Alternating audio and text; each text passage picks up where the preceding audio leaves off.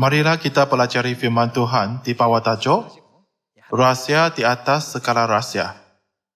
Tertulis di dalam buku Kolose bab 1 dan 2, Tuhan adalah rahsia di atas segala rahsia. Firman ini bukan tentang Tuhan berbentuk rohani yang telah dinyatakan di kalangan umat manusia.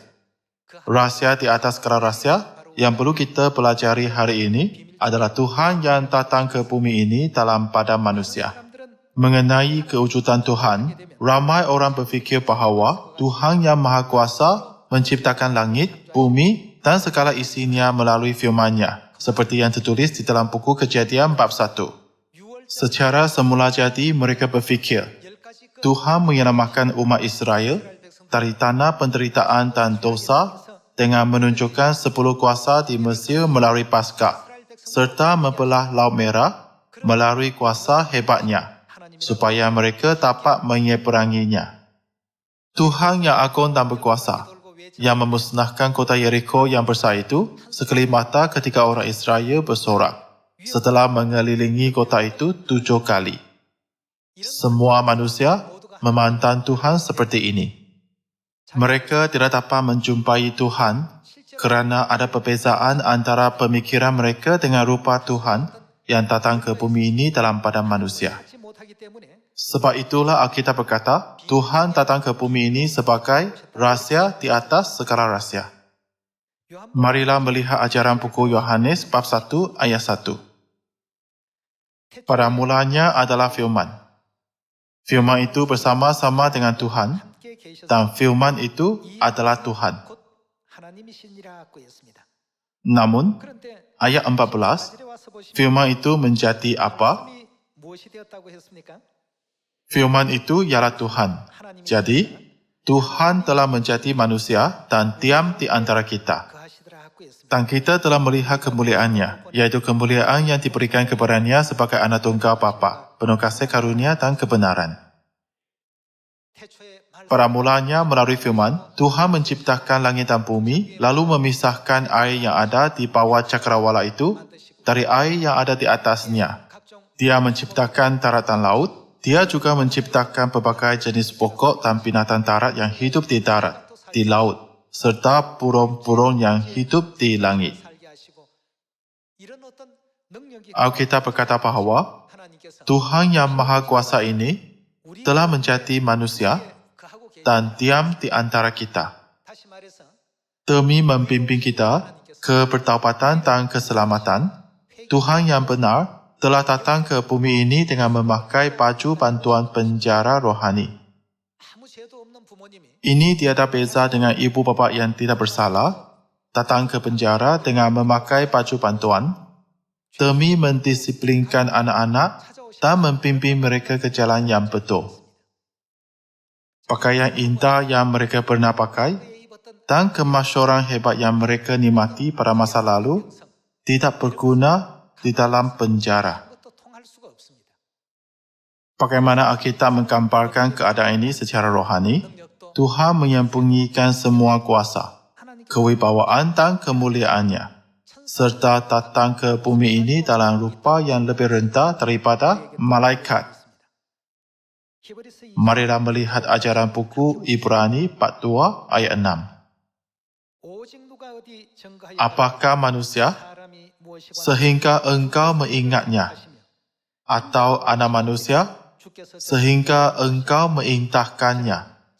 Namun, engkau telah membuatnya untuk waktu yang singkat sedikit lebih rendah daripada siapa? Daripada malaikat-malaikat, dan telah memahkotainya dengan kemuliaan dan hormat. Segala sesuatu telah engkau taklukkan di bawah kakinya. Sebab dalam menaklukkan segala sesuatu kepadanya, tidak ada sesuatu pun yang ia kecualikan, yang tidak takluk kepadanya. Tetapi sekarang ini perlu kita lihat bahawa segala sesuatu telah ditaklukkan kepadanya. Ayat 9. Tetapi dia, yang untuk waktu yang singkat dibuat sedikit lebih rendah daripada malaikat-malaikat, iaitu Yesus, kita lihat, yang oleh karena penderitaan maut, dimahkotai dengan kemuliaan dan hormat, supaya oleh kasih karunia Tuhan, yang mengalami maut bagi semua manusia. Kerana Tuhan sendiri telah mengalami semua penderitaan, dan tahu betapa sakit serta kematian yang kita hadapi sekarang. Dia datang ke bumi sebagai manusia untuk membawa kita ke dunia abadi yang tidak ada kematian. Dikatakan bahawa rupanya kelihatan lebih rendah daripada malaikat apabila dia berada di bumi ini. Dia telah memilih rupa yang lebih rendah daripada malaikat dan datang ke bumi ini. Mengapa? Kerana dosa kita dan demi keselamatan kita. Bapa dan Ibu telah memilih jalan penderitaan ini untuk kita serta menjalani kehidupan seperti itu. Tuhan dapat terbang dari Amerika ke Korea sekaligus, seperti kapal terbang jet, tanpa menaiki kereta atau kapal terbang. Dia mempunyai kemahakuasaan sebegitu. Tuhan telah memakai pada manusia kerana dosa kita, tetapi jika tidak, dia dapat pergi ke mana-mana. Dia memenuhi bukan sahaja bumi, tetapi juga alam semesta yang luas itu, bukan? Namun, Tuhan sendiri sedang mengalami kehidupan penuh penderitaan, sama seperti kita. Apabila haus, dia mencari air. Dan apabila lapar, dia mencari makanan. Apabila cuaca panas, dia mencari tempat yang sejuk. Tuhan sendiri mengalami segala sesuatu yang kita alami dalam badan manusia. Dan dia mengalami bahkan kematian yang akan manusia alami pun. Semua ini tertulis di dalam Alkitab. Apabila Tuhan datang ke bumi ini sebagai manusia, rupa yang lebih rendah daripada malaikat, bagaimana kita dapat mengenal dan menerima dia? Kalian semua, ada satu pepatah barat, melihat adalah percaya. Namun, kita tidak harus berfikir bahawa apa yang kita lihat adalah segala-galanya. Menurut saintis, ada banyak mikroorganisma, dunia partikel asas dan dunia jarak asas yang tidak dapat dilihat oleh mata kita. Mereka berkata bahawa kita tidak dapat melihatnya dengan mata kasar. Jadi, kita perlu menggunakan apa? Mikroskop. Begitu juga, tanpa teleskop, kita tidak dapat melihat dunia bintang yang sangat jauh, rupa curah dan rupa mare. Dikatakan bahawa melalui teleskop angkasa Hubble, manusia dapat memerhatikan Burus yang beberapa puluh bilion tahun cahaya jauhnya dengan lebih teliti daripada dahulu. Namun, di dunia Tuhan, kita bermain di dalam bulatan yang sebesar ini. Tuhan memenuhi alam semesta yang begitu luas. Namun, orang yang menyebabkan dia datang ke bumi ini dalam rupa yang lebih rendah daripada malaikat ialah kita, iaitu anak-anaknya. Kerana dosa kita, serta demi keselamatan kita, Bapa dan Ibu telah memilih jalan itu dan datang ke bumi ini dalam rupa yang lebih rendah daripada malaikat. Kita harus mengingati ini. Apabila dia datang dalam cara itu, bagaimana kita dapat menerimanya? Semua manusia mungkin berfikir, jika mereka melakukan kejahatan, Tuhan akan segera menghakimi, mendisiplinkan dan menghukum mereka di tempat itu. Bertentangan dengan fikiran mereka, ketika Yesus datang ke bumi ini sebagai manusia pada 2000 tahun dahulu, apakah sikap yang dia tunjukkan kepada mereka yang mencemooh, menyebat dan menyalibkan dia? Jika aku melakukan seperti itu, bagaimanakah akan dipenuhi yang tertulis dalam kitab suci yang mengatakan bahawa harus terjadi demikian? Jika begitu, semua ramalan akan menjadi dusta dan semua nabi akan menjadi pendusta, bukan? Apabila Yesus datang ke bumi ini dalam rupa yang lebih rendah daripada malaikat, berapa ramai orang menerima dia sebagai Tuhan yang sebenar? Ramai atau tidak? Semua manusia sentiasa mengejek, memfitnah dan menolak dia. Walaupun begitu, dia terus mengajar satu roh demi satu roh dan menyatakan setiap roh melalui firman-Nya. Rahmat Tuhan ini masih dikurniakan kepada kita pada zaman ini juga. Oleh itu, apa yang dapat dilihat oleh mata manusia bukanlah segala-galanya. Angin tidak dapat dilihat oleh mata kita. Utara juga tidak dapat dilihat. Bagaimanakah kita dapat mencari Tuhan Bapa dan Tuhan Ibu dengan mata ini? Bagaimana pula dengan telinga kita? Ada sesuatu yang dipanggil sebagai frekuensi bunyi. Ada frekuensi yang dapat didengar oleh telinga manusia. Dan ada frekuensi yang tidak dapat didengar, yaitu frekuensi yang lebih tinggi atau rendah.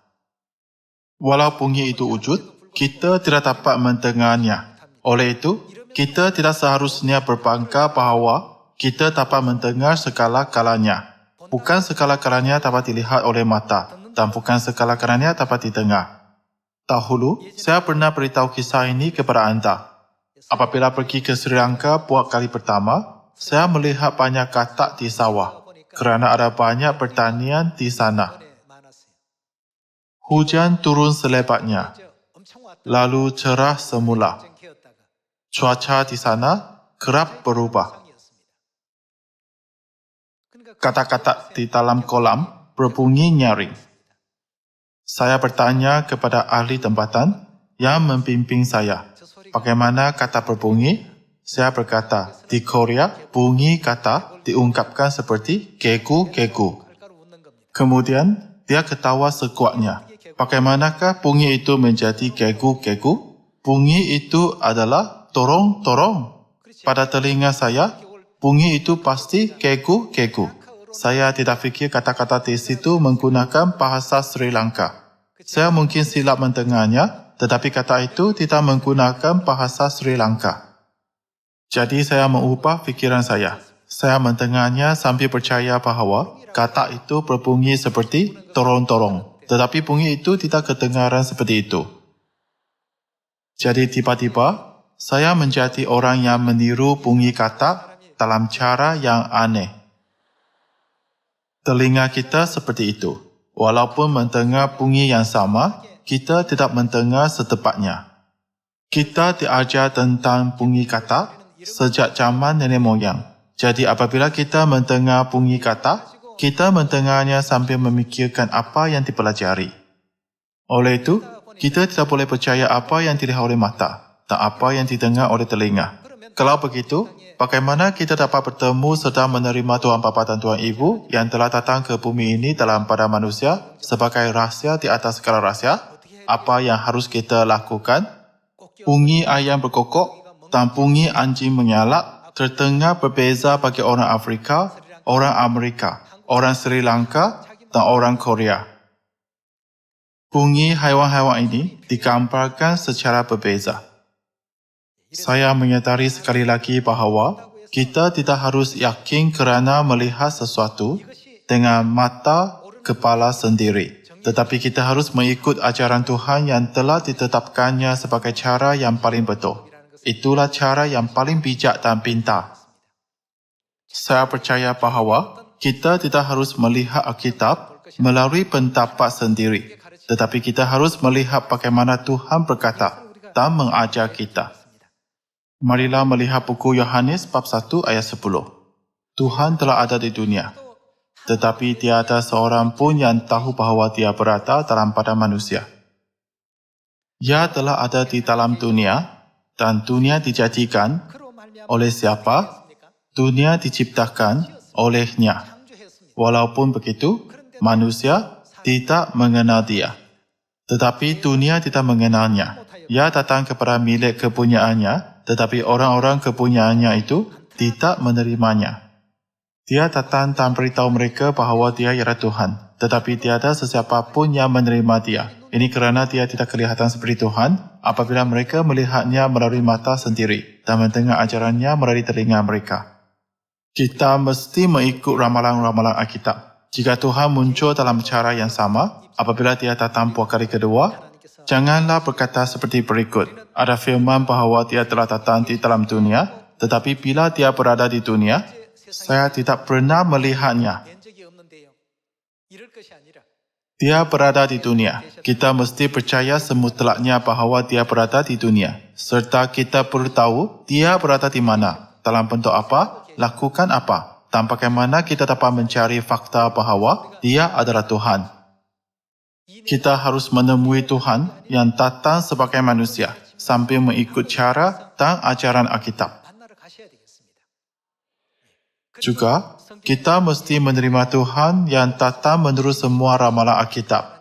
Kemudian kita harus mengikut Dia ke mana sahaja Dia membimbing kita. Kalau begitu, apakah pandangan dan ajaran yang harus kita berikan kepada mereka yang tidak tahu bahawa Tuhan berada di dunia ini? Marilah melihat buku Wahyu bab 14. Ayat 3. Mereka menyanyikan suatu nyanyian baru di hadapan tahta dan di depan keempat makhluk dan tua-tua itu. Dan tidak seorang pun yang dapat mempelajari nyanyian itu selain daripada 144,000 orang yang telah ditebus dari bumi itu. Kantongan tentang orang yang telah ditebus dari bumi disebut di dalam buku Wahyu bab 14. Ayat 4. Mereka adalah orang-orang yang tidak mencemarkan dirinya dengan perempuan-perempuan, kerana mereka murni sama seperti perawan. Mereka adalah orang-orang yang mengikuti anak domba itu ke mana saja ia pergi. Mereka ditebus dari antara manusia sebagai korban-korban sulung bagi Tuhan dan bagi anak domba itu. Kalau begitu, orang yang telah ditebus dari bumi itu bertemu dengan Tuhan di mana? Wahyu Yohanes ini menjadi petunjuk dan kunci yang sangat penting bagi kita.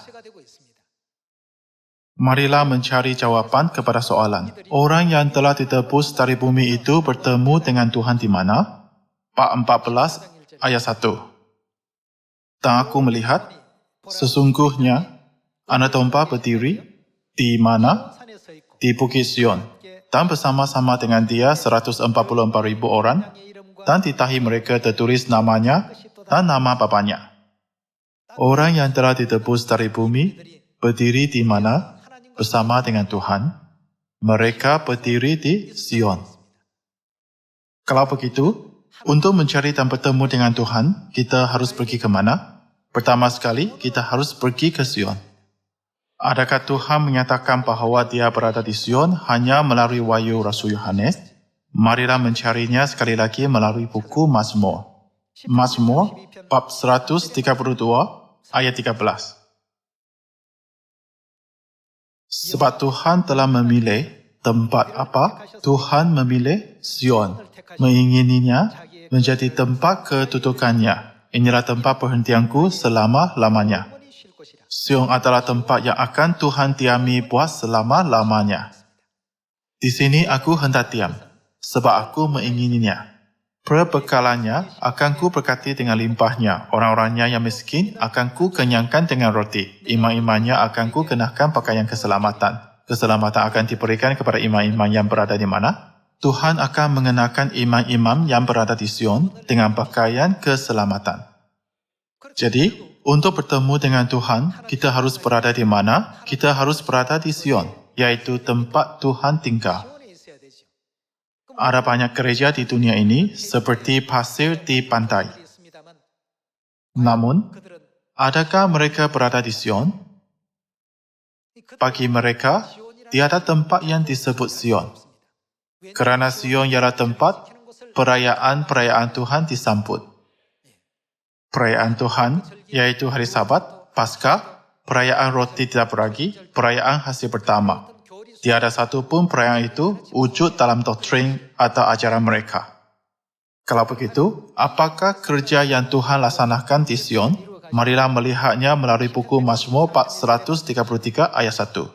Sungguh, alangkah baiknya dan indahnya apabila saudara-saudara diam bersama dengan rukun, seperti minyak yang baik di atas kepala meleleh ke janggut, yang meleleh ke janggut Harun dan ke leher jubahnya, seperti empung gunung Hermon yang turun ke atas gunung-gunung Sion. Sebab kesanalah, maksudnya di Sion, Tuhan memerintahkan berkat. Berkat apa? Kehidupan untuk selama-lamanya. Tuhan memberikan berkat kehidupan kekal di mana? Apakah rahmat dan berkat kehidupan kekal diberikan kepada orang yang tidak berada di Sion? Tidak. Sebab itulah, Alkitab memberitahu kita bahawa orang yang telah ditebus dari bumi berdiri di Sion bersama dengan anak domba, iaitu Kristus yang datang kali kedua. Kita tidak harus bergantung pada 5 teria, termasuk teria mata dan telinga. Tetapi kita harus mengikut bimbingan Tuhan yang diberikan melalui ajaran Alkitab. Kemudian, semua orang yang akan menerima Tuhan berada di mana? Di Sion. Tertulis di dalam buku Mazmur 433 bahawa Tuhan memberikan berkat kehidupan kekal. Kalau begitu, Dia mengurniakan berkat kehidupan kekal melalui apa? Melalui buku Yohanes 46 ayat 53, marilah melihat bagaimana Tuhan memberikan kita kehidupan kekal. Dan Dia memberikannya melalui perjanjian apa? Aku berkata kepadamu, sesungguhnya jikalau kamu tidak makan daging anak manusia dan minum darahnya, kamu tidak mempunyai hidup di dalam dirimu. Barang siapa makan dagingku, yaitu daging Yesus, dan minum darahku, yaitu darah Yesus, yang mempunyai apa? Hidup yang kekal. Tuhan berkata Dia memberikan kehidupan kekal ini di mana? Di Sion. Menurut ajaran Yesus, bagaimana kita dapat makan dagingnya dan minum darahnya di Sion? Dia mengajar bahawa kita dapat melakukan semua ini melalui menyambut Paskah. Bukan? Marilah pastikannya melalui buku Matius bab 26 ayat 17. Pada hari pertama dari Hari Raya Roti Tidak Beragi, datanglah murid-murid Yesus kepadanya dan berkata, di mana engkau kehendaki kami mempersiapkan perjamuan Paskah bagimu? Ayat 18. Jawab Yesus, pergilah ke kota kepercayaan dan katakan kepadanya, pesan guru, waktuku hampir tiba. Di dalam rumahmu lah aku mau merayakan Paskah bersama-sama dengan murid-muridku. Lalu murid-muridnya melakukan seperti yang ditugaskan Yesus kepada mereka dan mempersiapkan Paskah.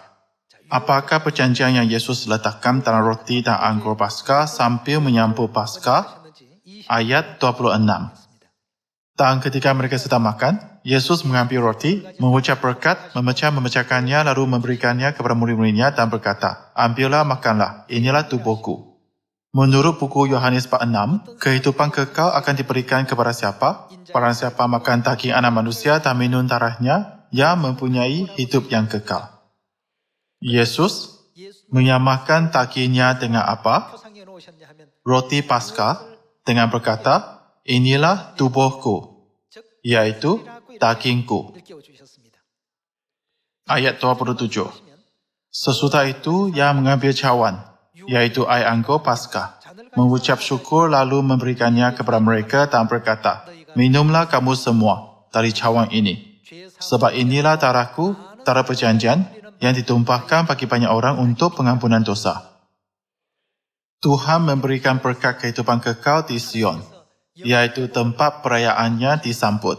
Di Sion, siapakah yang memberikan roti dan anggur Paskah yang melambangkan daging dan darah Yesus, supaya kita dapat memperoleh kehidupan kekal? Bapa Ansang-honglah membukti dan mendedahkan kebenaran Paskah perjanjian baru yang tersembunyi selama 1600 tahun, sedang membenarkan kita, yaitu anak-anaknya, untuk menyambutnya. Oleh itu, Dia yang memerintahkan berkat kehidupan kekal di Sion ialah Tuhan, bukan? Bapa Surgawi Kristus Ansang-hong dan Ibu Surgawi Yerusalem Baru telah membuka jalan kehidupan kekal melalui roti dan air anggur Paskah untuk anak-anak mereka, bukan? Sehingga kini, ramai sarjana Alkitab telah dilahirkan dan mati di bumi ini. Walaupun para sarjana itu telah mempelajari Alkitab setekunya, mengapa mereka tidak dapat mencari Paskah? Kerana Paskah ialah kebenaran yang hanya dapat dibawa oleh siapa? Tuhan. Marilah pastikan bahawa hanya Tuhan yang dapat membawa kebenaran ini melalui buku Yesaya bab 25. Walaupun Tuhan datang sebagai rahsia, ada umatnya yang mengenal dan menerima Dia. Apabila kita memberitakan Injil di Samaria dan sampai ke hujung bumi dengan menyedari kehendak Bapa dan Ibu, Tuhan berjanji bahawa kita yang paling kecil akan menjadi kaum yang besar dan yang paling lemah akan menjadi bangsa yang kuat. Tetapi kedudukan kita yang kemudian akan menjadi sangat mulia.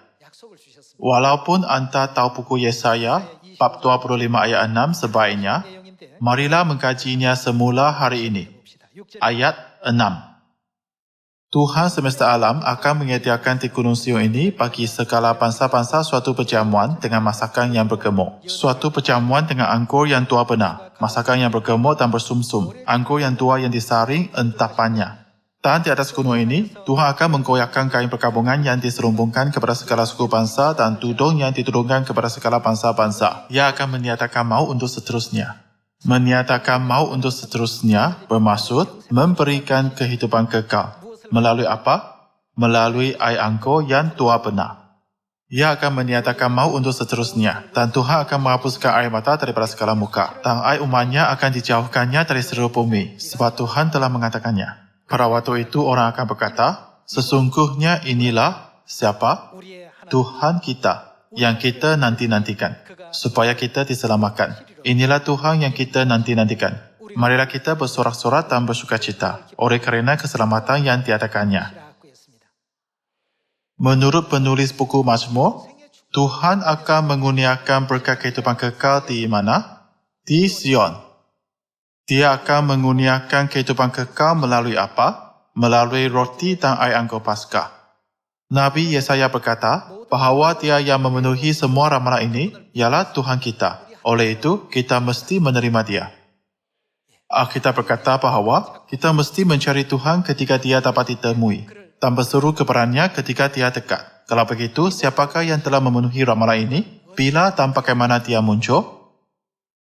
Di Sion, Bapa Ansang Hong memulihkan kebenaran Paskah Perjanjian Baru yang telah hilang. Dia mengurniakan kehidupan kekal melalui air anggur yang tua benar.